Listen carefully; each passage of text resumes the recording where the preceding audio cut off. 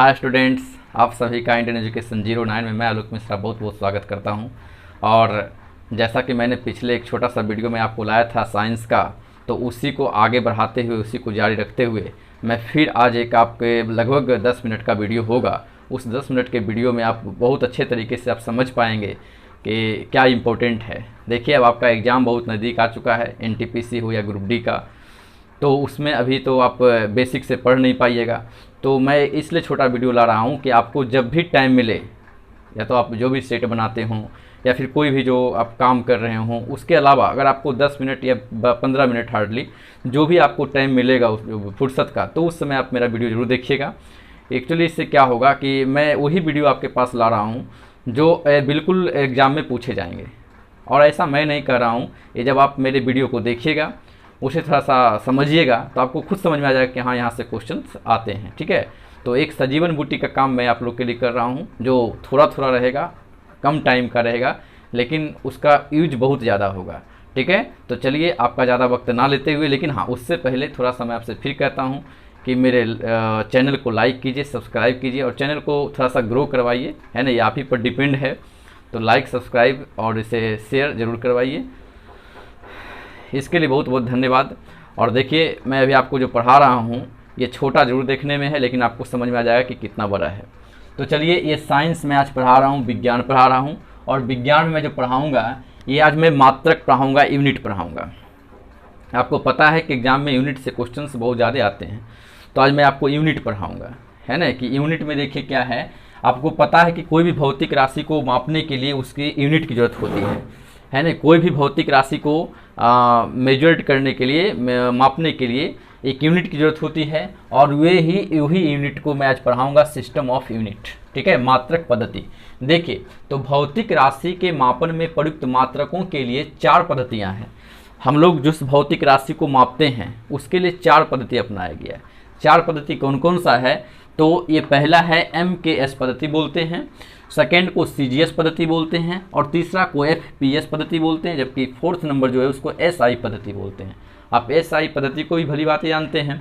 तो देखिए, MKS पद्धति का मतलब क्या होता है, थोड़ा बारीकी से समझिएगा कि M का मतलब होता है मीटर होता है, और K का मतलब होता है किलोग्राम, जबकि S का मतलब होता है सेकेंड होता है। ठीक है, उसी तरह से अगर हम CGS पद्धति में जाएंगे तो C का मतलब होता है सेंटीमीटर होता है, जिसको CM कह सकते हैं, सेंटीमीटर, और G का मतलब ग्राम होता है, S का मीन्स सेकेंड होता है। उसी तरह से हम FPS पद्धति में जाएंगे, F का मीन्स होता है फुट, और P का मतलब होता है पाउंड, और S का मीन्स होता है सेकेंड होता है। ठीक है, उसके बाद SI पद्धति को आप जैसा जानते हैं SI पद्धति को MKS पद्धति ही कहते हैं, MKS पद्धति के ही तहत चलता है, लेकिन SI का जो पद्धति है उसको बोलते हैं स्टैंडर्ड इंटरनेशनल या इंटरनेशनल स्टैंडर्ड बोलते हैं। यानी कि जो इंटरनेशनल में जो पद्धति अपनाई जाती है, हर जगह जो अपनाई जाती है, उसको बोलते हैं SI पद्धति बोलते हैं। तो हम विशेष रूप से SI की चर्चा करेंगे ही करेंगे। उसके साथ पहले, सबसे पहले MKS पद्धति में किसको किस तरह से मापा जाता है, उसका CGS पद्धति में उसका क्या होता है, FPS पद्धति में लंबाई क्या होता है, तो ये सभी बातें हम करेंगे। देखिए, तो भौतिक राशि, सबसे जो प्रमुख रूप से जो भौतिक राशि है वो 3 है, एक लंबाई, द्रव्यमान और समय। इसी तीनों को हम लोग MKS, CGS और FPS SI मात्रक में मापते हैं। ठीक है, तो देखिए, भौतिक राशि, लंबाई, द्रव्यमान, समय। लंबाई का MKS पद्धति मीटर होता है, जबकि CGS पद्धति सेंटीमीटर होता है, और FPS पद्धति फुट होता है। तो आप ऐसे ही से याद रखिएगा, मैंने आपको बताया था। देखिए कि पहले इस तीनों को याद कर लीजिए, लंबाई, द्रव्यमान, समय, इस तीनों को याद कीजिएगा, लंबाई, द्रव्यमान और समय। देखिए, लंबाई में आप MKS पद्धति में ऐसे याद कीजिएगा इसको, मीटर, किलोग्राम, सेकेंड। यानी कि देखिए लिखा हुआ है ना कि MKS, M metre, K kilogram और S सेकेंड। ये हो गया आपका किसका, तीनों का हो गया। लंबाई का MKS पद्धति मीटर होता है, द्रव्यमान में किलोग्राम होता है, और समय में सेकेंड होता है। ठीक है, इसको डिनोट करते हैं M से मीटर को, किलोग्राम को KG से, सेकेंड को S से।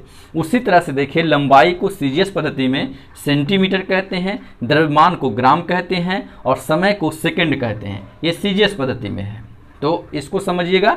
देखिए, अब इसको याद करने का तरीका ये है कि CGS, C मतलब सेंटीमीटर, C से सेंटीमीटर, G से ग्राम और S से सेकेंड होता है। ठीक है, तो ये इसका अगर आपको पूछा जाएगा कि लंबाई द्रव्यमान समय का सीजीएस पद्धति क्या है, तो आप सीधे बोलिएगा कि सेंटीमीटर ग्राम सेकंड। इसको डिनोट करते हैं सेंटीमीटर को सीएम से, ग्राम को जी से और सेकंड को एस से करते हैं।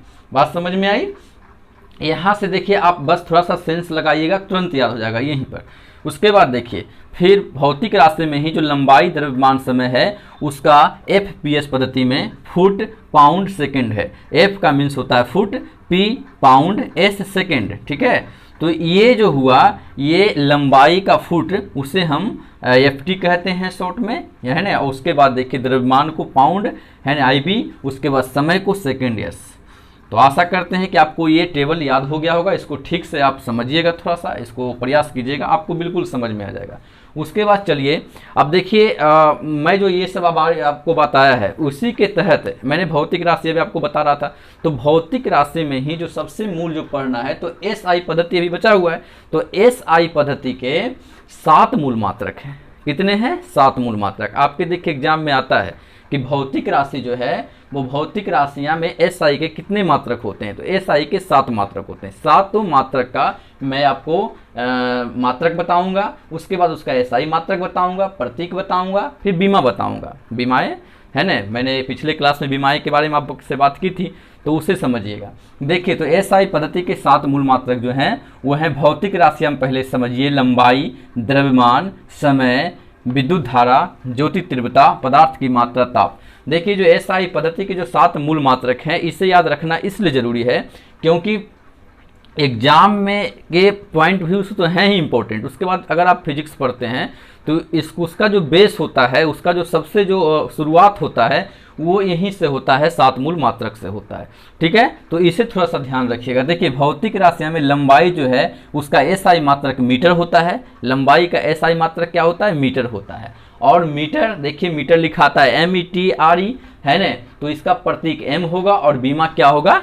L होगा। उसी तरह से देखिए द्रव्यमान हो गया, तो द्रव्यमान का SI मात्रक किलोग्राम होता है और इसका प्रतीक kg होता है, जबकि इसका बीमा M होता है। सब उसी का डिनोट किया हुआ है। फिर देखिए भौतिक राशियों में जो समय होता है मूल मात्रक में उसका SI मात्रक सेकंड होता है, प्रतीक S होता है और बीमा T होता है। विद्युत धारा एम्पियर SI मात्रक, प्रतीक A और बीमा भी A होता है। ज्योति तीव्रता का SI मात्रक कैंडिला होता है, प्रतीक CD होता है और बीमा CD होता है। पदार्थ की मात्रा का SI मात्रक मोल होता है, प्रतीक M मोल और बीमा भी मोल होता है। जबकि भौतिक राशियां में जो मूल मात्रक ताप है और आखिरी है वो SI मात्रक होता है, उसका केल्विन होता है, प्रतीक K होता है और बीमा K होता है, ठीक है। तो इसे याद रखने का तरीका देखिए, आप 3-3 करके इसे याद कर लीजिए, है ना। इस तरह से आप 3-3 करके इसे याद कर लीजिए। पहले लंबाई, द्रव्यमान, समय, ठीक है। लंबाई, द्रव्यमान, समय, उसके बाद विद्युत धारा, ज्योति तीव्रता, पदार्थ की मात्रा। ये देखिए ये 2 डबल है तो इसे एक साथ याद रखिएगा, विद्युत धारा, ज्योति तीव्रता, पदार्थ की मात्रा, और ये ताप अलग से याद होगा। अब इसे याद रखिएगा। देखिए लंबाई है तो मीटर, हम जब भी लंबाई को मापते हैं किससे? मीटर से मापते हैं, तो इससे लंबाई मीटर में आएगा। द्रव्यमान किलोग्राम में मापते हैं, कितना द्रव्यमान कितना केजी है, तो केजी द्रव्यमान में होगा। और समय सेकंड में, जबकि विद्युत धारा को एम्पियर में मापते हैं, एम्पियर विद्युत धारा। और ज्योति तीव्रता को कैंडिला, पदार्थ की मात्रा मोल होता है और ताप केल्विन में होता है। तो ये मैंने आपको SI पद्धति के 7 मूल मात्रक पढ़ा दिए हैं, ठीक है। इसे बिल्कुल याद रखिएगा। आपको जब भी टाइम मिले तो थोड़ा सा इसको देखिएगा, इसका शॉर्ट स्क्रीन ले लीजिएगा और इसे बिल्कुल एक बार देखते रहिएगा, आपको पता चलेगा कि हाँ एग्जाम में इंपॉर्टेंट है। मैं इसी तरह छोटे छोटे वीडियो आपके पास लाऊंगा। उसके बाद देखिए मैंने 3 और इम्पोर्टेंट आपको मैंने नीचे दिया है जो बिल्कुल एग्जाम में पूछा जाता है। ये देखिए मैं नहीं बोल रहा हूँ कि एग्जाम में पूछा जाता है, ये जब आप देखिएगा, पढ़े लिखे हैं और आप तैयारी कर रहे हैं तो आपको अच्छे से पता चल जाएगा कि हाँ एग्जाम में पूछा जाता है या नहीं पूछा जाता है। देखिए प्रकाश वर्ष, प्रकाश वर्ष का जो है एक प्रकाश वर्ष बराबर कितना होता है, तो एक प्रकाश वर्ष बराबर 9.467 × 10⁻15 मीटर होता है। अब देखिए प्रकाश वर्ष क्या है, सबसे पहले समझना है कि प्रकाश वर्ष क्या है। तो प्रकाश वर्ष प्रकाश द्वारा, यानी याद रखिएगा थोड़ा सा कि प्रकाश के द्वारा जो निर्वात में एक वर्ष में तय की गई दूरी, प्रकाश क्या बोले मैंने बोला कि प्रकाश द्वारा निर्वात में एक वर्ष में तय की गई दूरी को क्या कहते हैं? प्रकाश वर्ष कहते हैं, ठीक है। उसे क्या कहते हैं? प्रकाश वर्ष कहते हैं। तो इस चीज़ को याद रखिएगा। उसके बाद देखिए खगोलीय इकाई में क्या होता है, दूसरा जो मैंने आपको बताया यहाँ पर देखिए खगोलीय इकाई। तो खगोलीय इकाई में क्या होता है कि यह भी दूरी का मात्रक है। खगोलीय इकाई क्या है, ये दूरी का मात्रक है। आप देख रहे हैं खगोलीय इकाई, ये भी दूरी का मात्रक है। और ये दूरी का मात्रक है तो इसे कहते हैं कि पृथ्वी और सूर्य के बीच की माध्य दूरी, पृथ्वी और सूर्य के बीच की माध्य जो दूरी है वो कहलाती है खगोलीय इकाई कहलाती है। ठीक है, तो इस दोनों मंत्र समझे। प्रकाश वर्ष कहता है कि प्रकाश द्वारा निर्वात में एक वर्ष में तय की गई कुल दूरी उस प्रकाश वर्ष कहलाती है ना। और एक प्रकाश वर्ष बराबर होता है 9.467 इंटू 10⁻15 मीटर होता है। ठीक है, उसके बाद खगोलीय इकाई देखिए, खगोलीय इकाई का एक खगोलीय इकाई को हम लोग बोलते हैं 1 AU। AU मतलब होता है एस्ट्रोनॉमिकल यूनिट बोलते हैं। एस्ट्रोनॉमिकल यूनिट होता है 1 एस्ट्रोनॉमिकल यूनिट, यानी कि 1 खगोलीय इकाई बराबर होता है 1.496 इंटू 10⁻11 मीटर। ठीक है, तो 1 खगोलीय इकाई 1.496 इंटू 10⁻11 मीटर होता है। अब पार्सेक देखिए, पार्सेक जो है वो पार्सेक क्या कहलाता है, तो यह दूरी मापने की सबसे बड़ी इकाई है। पार्सेक क्या है, दूरी मापने की सबसे बड़ी इकाई है। तो देखिए एक पार्सेक बराबर होता है 3.26 इंटू 10⁻16 मीटर होता है। ठीक है, आप समझ गए होंगे।